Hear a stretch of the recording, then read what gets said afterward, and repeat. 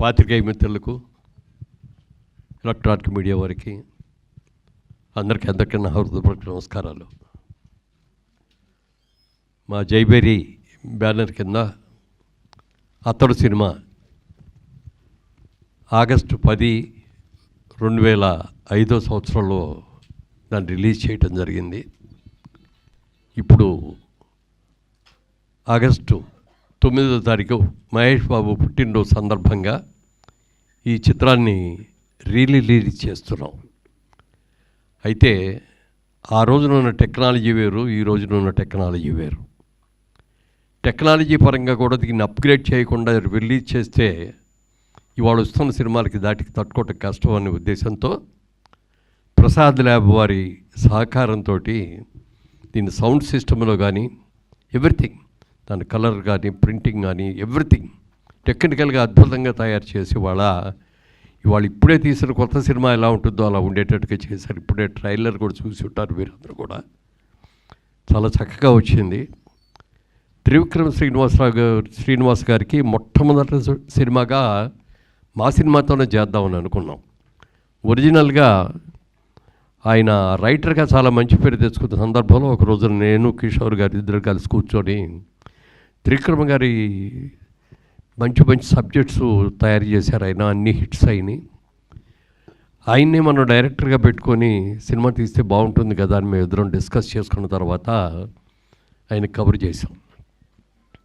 ఏదైనా మంచి కథ ఉంటే చెప్పండి సార్, డైరెక్షన్ కూడా మీరే చేద్దరు కానీ మా సినిమా చేయాలి, కథ చెప్పండి అని అడిగితే ఆయన ఒకే మాట అన్నారు. నేను స్రవంతి కిషోర్ గారికి మాట ఇచ్చానండి ఫస్ట్ సినిమా వాళ్ళకి చేస్తానని. వాళ్ళకి చేసేసేది ఆల్రెడీ రెడీ అయిపోయింది, సబ్జెక్టు అవన్నీ కూడా క్యాస్టింగ్ షెడ్యూల్స్ కూడా రెడీ అయినాయి. వాళ్ళు చేసేసేది అవ్వగానే ఇమ్మీడియట్గా మంది వచ్చేస్తానండి అంటే సరే ఓకే అండి అన్నాం. అన్న తర్వాత ఒకరోజు కథ చెప్పడానికి ఆయన వచ్చారు. ఆఫీస్లో నేను, కిషోర్ గారు, ఆయన త్రివిక్రమ్ గారు, మేము ముగ్గురమే కూర్చొని ఉన్నాం. సరే సార్ ఫోన్లో ఇవన్నీ ఆఫ్ చేసేయండి సార్, కాన్సన్ట్రేటెడ్గా వినండి అన్నారు. సరే అన్నాం. మీరు చెప్తే నమ్మరు, 3 hours చెప్పారండి కథ. అంటే every shot to short, bit to bit అంతా కూడా A to Z. అంటే కథ వింటే మాకు సినిమా అంతా కూడా ఎదురుకుండా కనపడిందనే ఫీలింగ్ ఇచ్చింది మాకు అందరికీ.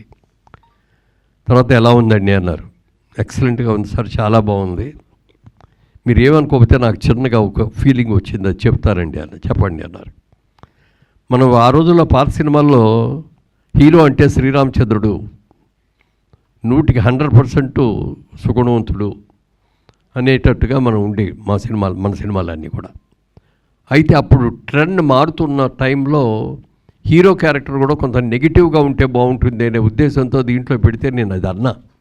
కొంచెం ఆ బిగినింగ్ పార్ట్ కొంచెం నెగిటివ్గా ఉందండి క్యారెక్టరు హీరోని అని అంటే అప్పుడు ఆయన అన్నారు త్రివిక్రమ్ గారు, ఇది ఇవాళ రోజున ట్రెండ్ ఇదండి. ఇవాళ ఇంగ్లీష్ పిక్చర్స్ మీరు చూడండి, లేకపోతే హిందీ సినిమాలు చూడండి, ఏ సినిమాలు చూసుకున్నా కొంత యాంటీ క్యారెక్టర్ ఉంటేనే జనం కూడా లైక్ చేస్తున్నారు.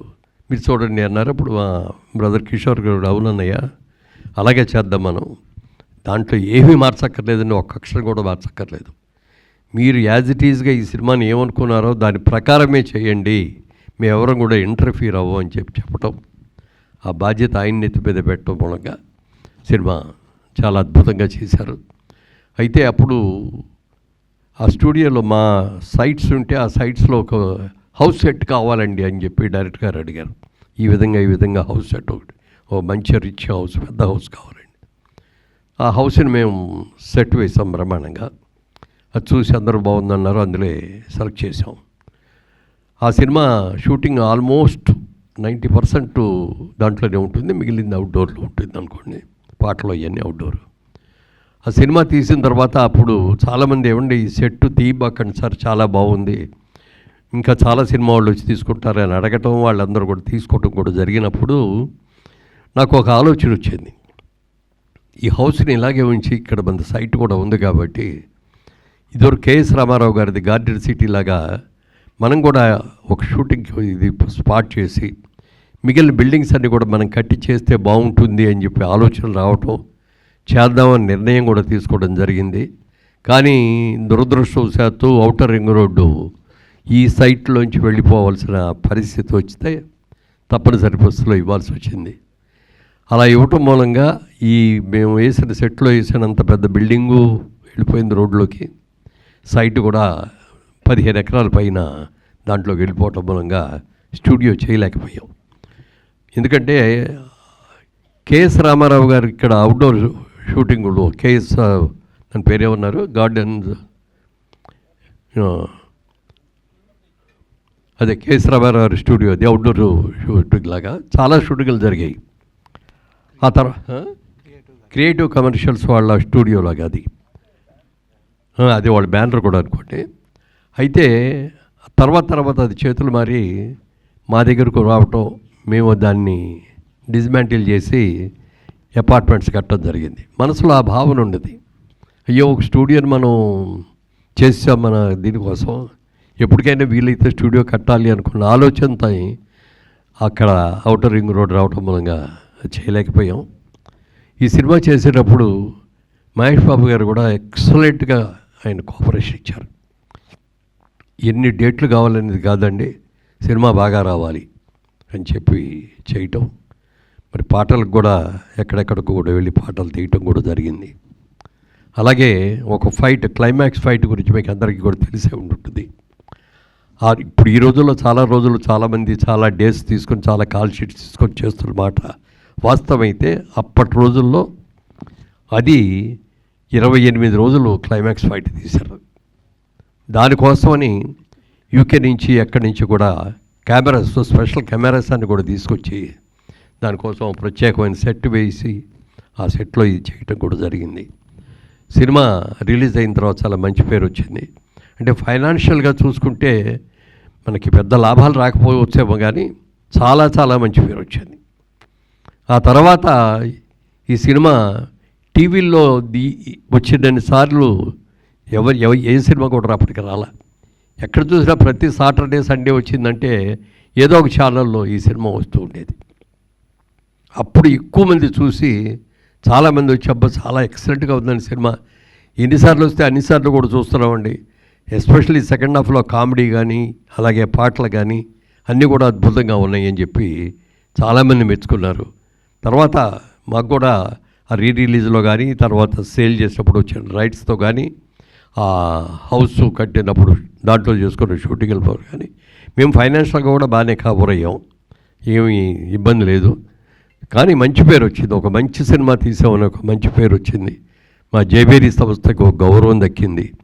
ఈ సినిమాని టెక్నికల్గా కూడా మరి దీన్ని అప్గ్రేడ్ చేసి రిలీజ్ చేయాలి అనే ఉద్దేశంలో, అంటే మా బ్రదర్ కిషోర్ గారు అమ్మాయి ప్రియాంక ఇప్పుడు ఇందాక వచ్చింది, ఇప్పుడు వస్తుంది ఇక్కడికి, తను ఏమేం చేశారు, ఎలా టెక్నికల్గా దీన్ని డెవలప్ చేశారు అనేది నా మాటల్లో కంటే తన మాటల్లోనే ఎక్కువ వినాలి. అది తప్పకుండా ప్రియాంకని వేదిక మీదకి వచ్చి ఆ సినిమా టెక్నికల్గా ఏమేం చేశారో వచ్చి చెప్పాలి.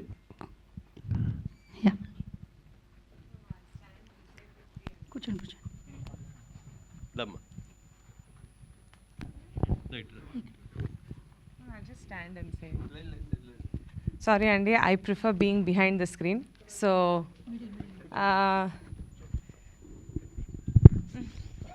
ప్రియాంక ఇక్కడ చదువుకున్న తర్వాత లాస్ ఏంజలస్కి వెళ్ళి తన మాస్టర్స్ చేసి ఇవ్వడం జరిగింది.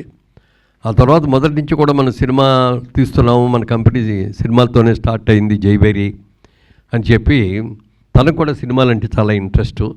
నేను కొద్ది రోజులు ఇక్కడ సినిమా టెక్నాలజీ గురించి నేను స్టడీ చేసి నేను కూడా దాంట్లో అప్గ్రేడ్ చేసుకొని వస్తాను అని చెప్పి అక్కడ ఉండటం, తర్వాత అక్కడే ఒక పెద్ద డిస్ట్రిబ్యూటింగ్ కంపెనీలో కొన్నాళ్ళు జాబ్ కూడా చేసేది. ఎందుకమ్మా మనమే 10 మందికి ఇక్కడ జాబ్ ఇచ్చే అవకాశం ఉండి మనం చేస్తుంటే నువ్వు మన జాబ్లో మన చూసుకోకుండా అక్కడ ఉంటే మన దాంట్లో మనం చేసుకోవటం అంటే ఇది కాదు, కరెక్ట్ కాదు. పెద్ద కంపెనీల్లో, ఇతర దేశాల్లో ఉన్న కంపెనీల్లో ఒక ఎంప్లాయీగా నేను చేయాలి అనుకున్నానని చెప్పి దాదాపు 4 years 5 years అక్కడే జాబ్ చేసి వచ్చింది. సినిమా గురించి, సినిమా టెక్నాలజీ గురించి, సినిమా వరల్డ్ సినిమా గురించి కూడా చాలా బాగా తెలివితేటలు ఉన్నాయి. అయితే మేమందరం కూడా ఈ రియల్ ఎస్టేట్ బిజినెస్లో ఉండిపోవటం మూలంగా కానీ మధ్యలో పొలిటికల్గా నేను వెళ్ళటం మూలంగా కానీ మేము అతడు సినిమా తర్వాత సినిమా తీయలేకపోయాం. అయితే మా ప్రియాంక తప్పకుండా చాలా ఇంట్రెస్ట్ అయింది. ఎందుకంటే జైవేరి స్టార్ట్ అయింది సినిమాతోటే కాబట్టి సినిమా అనేది ఇప్పటికైనా సరే మనం తీయాల్సిందే, చేయాల్సిందే అని అనుకున్నాం. ప్రియాంక ఇప్పుడు జనరేషన్కి సరిపడగా మంచి సినిమాలు ప్లాన్ చేసి తీస్తుంది. తొందరలో మరి అనౌన్స్ చేస్తాం నెక్స్ట్ ఇయర్కో. ఇప్పుడు ఈ ఇయర్కి చేయకపోయినా నెక్స్ట్ ఇయర్ నుంచి మళ్ళీ జైవేరి ప్రొడక్షన్లోకి వస్తుందని చెప్పి మీ అందరికి కూడా తెలియజేస్తున్నాను. సో చెప్పమ్మా. టెక్నాలజీ పరంగా అండి ఐ థింక్ ప్రసాద్ కాప్ చాలా సహాయం చేశారు. యాజ్ యూ నో 2005లో ఫిల్మ్లో తీసేవాళ్ళం సినిమాని, అప్పుడు డిజిటల్ టెక్నాలజీ లేదు. సో 8K స్కానింగ్ చేసాము రా ఫిల్మ్ని. ఆ 8K స్కానింగ్ చేసి దాన్ని గ్రేడింగ్ చేసి దాన్ని ఇప్పుడు టెక్నాలజీకి కలరింగ్ అన్నీ రీవర్క్ చేసాము. మీరు నమ్మరు, ఆ రీల్ని చూస్తే అది స్కాన్ చేసినప్పుడు ఎంత వర్క్ ఉండిందో. బట్ ఐ థింక్ ప్రసాద్ కాప్లో సాయి గారు అండ్ దెన్ కిరణ్ కుమార్ గారు చాలా సహాయం చేశారు. లేటెస్ట్ టెక్నాలజీతో we have made it 8K quality. Obviously 8K projectors ఇప్పుడు లేరు, సో సూపర్ 4Kలో రిలీజ్ అవుతుంది. సౌండ్ కూడా డాల్బీ అట్మాస్కి అప్గ్రేడ్ చేసాము. So you will definitely enjoy the final fight scene first 15 minutes. అక్కడ మీకు డెఫినెట్గా బిగ్ స్క్రీన్లో you will have an amazing experience. I think నేను 13 ఏళ్ళప్పుడు ఈ సెట్కి వెళ్ళి హోంవర్క్ చేసుకునేదాన్ని సినిమా షూటింగ్ జరుగుతున్నప్పుడు. నేను కూడా మీ అందరితో రిలీజ్ అయినప్పుడు బిగ్ స్క్రీన్లో కూర్చొని చూద్దాం అనుకుంటున్నాను. I hope every one enjoys and relives some great memories. Thank you. PCXలో కూడా రిలీజ్ చేద్దామని డిస్ట్రిబ్యూటర్స్ ట్రై చేస్తున్నారు. ఐ థింక్ ప్రసాద్ టీమ్ కూడా they going to support the process.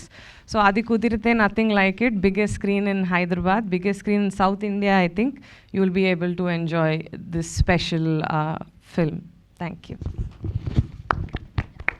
Thank you ma'am, thank you so much. అలాగే మీ నుంచి త్వరలో ఇంకా మరిన్ని సినిమాలు వస్తాయని ఆశిస్తూ all the very best. Thank you so much ma'am. So ఇప్పుడు ఐ రిక్వెస్ట్, ఈ సినిమాని మనకి రిలీజ్ చేస్తున్నారు జితేందర్ గారు.